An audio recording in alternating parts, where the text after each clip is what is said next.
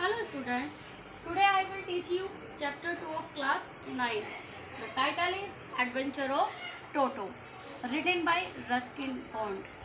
Adventure of Toto एक ऐसे naughty और शरारती बंदर की कहानी है जिसे जो ऑथर है उसके ग्रैंडफादर पहले एक टोंगा ड्राइवर से परचेज करते हैं, सेल करते हैं और आफ्टर दैट जब उसकी शरारतों से परेशान हो जाते हैं, उन्हें ये फील होने लगता है कि वो उसे अपने घर में नहीं रख सकते हैं, तो वापस उसी टोंगा ड्राइवर को वो बेच देते हैं, सेल कर देते हैं.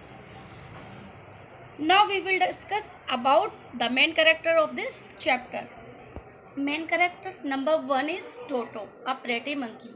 Toto, जैसा मैं पहले बता चुकी हूँ, टोटो इस चैप्टर में एक बहुत ही प्रेटी सा और नोटी सा मंकी है जो हर किसी को अपनी हरकतों से डिस्टर्ब करता है.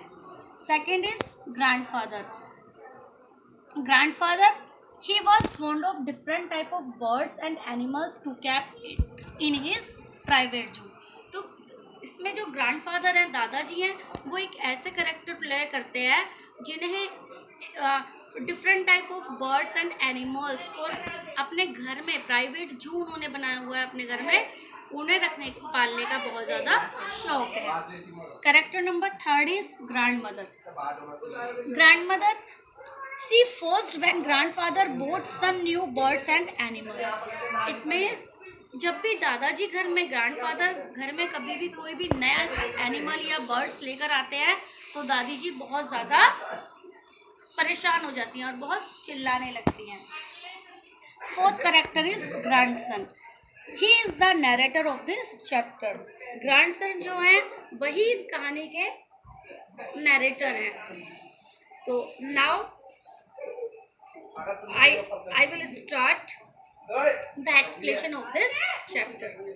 तो स्टार्टिंग होती है जब दादाजी हैं, तो दादाजी किसी काम से बाहर जाते हैं और वो एक टोंगा ड्राइवर को देखते हैं जो टांगा चलाता है.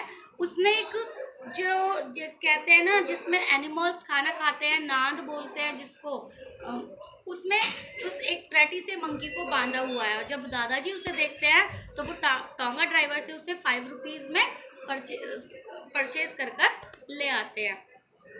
लेकिन ऑथर और उसके दादाजी ये डिसाइड करते हैं क्योंकि दादी जी उसे देखकर पसंद नहीं करेंगी, मंकी को देखना पसंद नहीं करेंगी घर में और वो फ्यूज हो जाएंगी, इसलिए वो उसे दादाजी से छुपा कर रखना चाहते हैं. तो अब वो छुपा कर रखते हैं. एक बार उसे सर्वेंट रूम में रख देते हैं तो वो सर्वेंट्स को काफ़ी डिस्टर्ब करता है, परेशान करता है. फिर उसे उस प्राइवेट जू में रखते हैं जहाँ पर एक रैबिट का कपिल है, एक रैबिट का जोड़ा है, एक स्क्वायर गिलहरी है. तो वहाँ पर और काफ़ी सारे एनिमल्स हैं. तो मगर वो क्योंकि टोटो का जो नेचर था वो ऐसा था, सभी को डिस्टर्ब करता था, वो पूरी रात उनकी को सोने नहीं देता है. फिर उन्हें एक डंकी के साथ रखा जाता है. तब दादाजी देखते हैं कि वो पूरी रात उसके डंकी के जो ईयर्स, कान होते हैं, उन्हें अपने नुकीले दांतों से काटता है और डिस्टर्ब करता है. अब दादाजी को अपनी पेंसिल लेने के लिए जाना था तो वो उसे एक ब्लैक बैग में लेते हैं, नीचे कुछ घास डालकर टोटो को बैग में जिप से बंद कर देते हैं. अब जब तक दादाजी स्टेशन पहुंचते हैं तो टोटो उस बैग के अंदर रहता है. लेकिन फिर किसी भी तरह से टोटो अपने सर को बैग से बाहर निकाल लेता है और टिकट कलेक्टर की तरह देखकर गुर्राता है. अब टिकट कलेक्टर दादाजी से कहता है कि आपके साथ ये डॉगी है, एक कुत्ता है. वो मंकी को एक कुत्ते की तरह पहचानता है जो और बताता है कि ट्रेन में कुत्तों को ले जाना अलाउ नहीं है, उसका भी किराया लगेगा. अब दादाजी उसके साथ काफ़ी देर तक आर्ग्यूमेंट करते हैं और उसे समझाते हैं कि ये कुत्ता नहीं बंदर है, एक मंकी है. मगर टिकट कलेक्टर अपनी बात पर अडिग रहता है और हार कर दादाजी को उससे ले जाने के लिए 3 रुपये किराए के देने पड़ते हैं.